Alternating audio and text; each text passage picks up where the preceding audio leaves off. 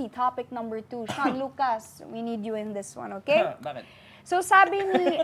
Bakit? Sinabi ni Heart Evangelista sa kanyang latest interview sa Fast Talk na minsan din daw siyang naging sugar mommy sa isang ex-boyfriend niya. Ooh, actually, Sean was there sa Fast Talk interview, right? So, ano mo yun, yung kwento na yun. So, first and foremost, okay lang ba gumastos ang babae para sa boyfriend niya, sa lalaki niya? Oo naman. I don't think it should be an issue at all. Kasi kung babaliktarin mo rin naman yung sitwasyon, dapat tanong din siya. I mean, if you guys wanna be fair, dapat tanong din siya. Okay lang din ba gumastos sa mga lalaki sa babae? So I don't think there is any unfair moment or situation there. Pero I think the question should be, okay lang ba na gumastos ang babae kung siya lang ang gumagastos? Yeah, exactly. Like for me kasi, men and women both have different responsibilities in a relationship. Aminin natin yun. I mean, okay, patas, okay, dapat yung treatment and everything, but we have different responsibilities din. Iba nga yung anatomy natin, di ba? Physical anatomy natin. Ang babae yung nag-give birth, ang lalaki yung di ba? Usually ganon. But, yung gastos ba na yun, ano to, like sugar mommy levels, like yung babae nagbibigay ng car, tas yung lalaki, pagkain lang. Like walang fair trade. I think there should be a distinction between a supportive relationship and a sustaining relationship. Supportive relationship is a relationship wherein you both thrive. Merong imbalance lang pagdating sa financial, but it's being balanced out by care, by love, by other aspects ng iyong partner. Yes. And there are a lot of healthy relationships wherein mas financially stable talaga yung babae kaysa sa lalaki. And if you are truly man enough, hindi ka ma-emasculate dun sa fact na yun. But there is also a sustaining relationship wherein the other party feels like it's okay to slack off, it's okay to not work, it's okay not to put in effort sa relationship. Kasi may tao naman magbibigay at sasalo sa akin. So I think that's where we should draw the line. Is this a supportive relationship or is this a sustaining relationship? Kasi sustaining is not your job anymore. Yeah. Actually, may kakilala ko, mag-asawa na sila. Yung babae yung nagtatrabaho, but the guy does all the housework. And I think it's fair trade. Yeah, depende din talaga sa usapan nyo and sa Exactly. arrangement nyo sa relationship. Exactly. Siguro with sugar mommy, with women specifically kasi, di ba, people often react very differently kung sino man yung wealthier or older partner, kung babae or lalaki. And maybe part of the discomfort dun sa mga sugar mommy isn't necessarily yung age gap, but more yung china-challenge niya yung traditional na expectation na kung ano nga yung sinasabi mo kanina, yung traditional na ine-expect mo na kontribusyon ng babae sa relationship. Yun. Pero parang ang bigat na usapin kasi dito, regardless parang kapag may sugar daddy, ang pinipin natin lagi yung babae na, ano ba yan, may sugar daddy siya. Pero kapag may sugar mommy, ang pinipin pa rin natin yung babae, pa ano ba yan, din. sugar mommy siya. Bakit nasa babae lagi ang burden or taking the hits when it comes to these social issues? When in fact, two factors are always at play. May lalaki, may babae, or any gender, laging merong, may power play talaga siya. Pero bakit laging ang framing natin, babae ang problema? So I don't think there should be any issue kung ang babae ay sugar mommy so long as voluntary siya. Tama. Gusto naman niya. Kasi di ba may love languages? And part of love languages, isa doon is gift giving. Kung capable siya at gusto niyang binibigyan yung partner niya at okay siya maging sugar mommy, I don't think that should be taken negatively.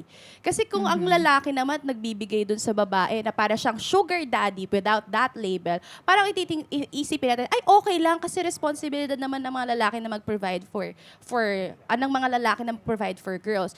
But I feel like if we want to be fair in relationship, if it's consensual, if it's something that is voluntary given by the other party to another party, I don't think there should be any discussion at all. Just saying na it's okay, guys. Di naman sinasabi na baka sabihin na naman wala tayong provider mindset. Na ano na ako doon Baka sabihin natin yan, Pero ano lang naman, we're just saying na if yun talaga yung arrangement nyo in a relationship, it's fine for a girl to provide. If yun talaga, kasi may exchange na naman, gaya ng sabi mo, na siya yung gumagawa ng chores. Oh, basta Basta kusa ka Basta nagbibigay. consensual. And also, kanya-kanya ng limit yun. Like, for a girl that provides, or even for a guy that provides, kanya-kanya ng limit yun as to what you provide and what you think is too much na. Kanya-kanyang credit limit. Oo, tama. Kanya-kanya credit limit yun. Yung pagiging sugar mommy, like hindi naman siya automatic na empowering. At yung pagiging sugar daddy din, hindi rin naman automatic na exploitative. Yes. Diba? To each their own. What matters nga is yung relationship is built on mutual respect. Right? And yung I think yung red flag doon, hindi naman talaga kung sino yung nagpe-pay ng bills. But it's the moment na kung sino man yung may financial power, kung nakaka-apekto na siya dun sa decisions nung the other party, I think dun na nagkakaroon ng Oo, yun minsan nga, the kasi power may- imbalance. Yes, may exploitation kasi minsan nagaganap. Knowing that if I provide, dapat gawin mo lahat ng gusto ko. Yeah, yun Dapat na, di dun ka pwedeng nagkaproblema. magganto. Oo. Yeah. I feel like, dapat ang discussion natin is not about whether who gives more, but rather if it's being balanced out by the receiving end or by the receiving party. Yeah. So kung madami ka nakukuha ang regalo sa kanya, what do you give in return? What do you offer on the table? I remember watching, I don't know, some podcast din na dinidiscuss yung sugar daddies, and it gave me like a new perspective din na sa mga sugar daddy specifically, tapos sa mga babae. Parang sabi ng girl na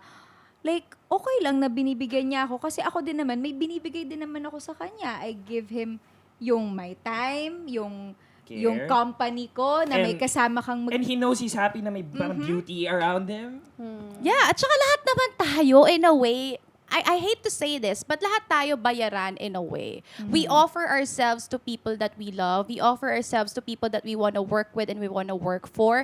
And kung ako lang din naman maganda at gusto ko ng easy money at kaya siya ng sikmura ko at kaya ko siyang gawin, edi gagawin ko siya. There are people who can do that and we should give it to them. Kung hindi mo kaya, edi pass, pero you don't have any, you are not in any place or any higher ground to think negatively of these people. Kasi kung hindi mo kaya, edi good for you. Kung kaya mo, Yeah. edi good for Wala you as namang well. pumipilit sa'yo na gawin yun. Oo. Yeah. Tsaka kung, di ba, kung ako lang naman, gaganda-gandahan lang ako, lalabas-labas lang ako, at babayaran ako ng magkano, edi go. Di ba? Kung kaya ko siyang Bakit gawin, pa ako edi papakahirap?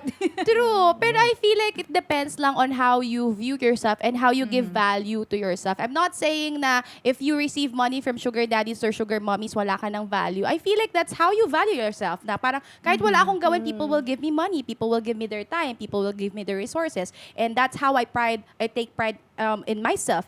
And I feel like, again, sugar mommy ka man or sugar daddy ka man, if you have the resources and you have the capability to give at yun ang love language mo, then Yeah. so be it. True. So, at the end of the day, it depends kung ano yung principles mo in life at kung saan yung limit mo. 'Di ba? So, sa mga taong nakaka-experience ng pinagdadaanan ni Heart noon, kaya pa ba, te?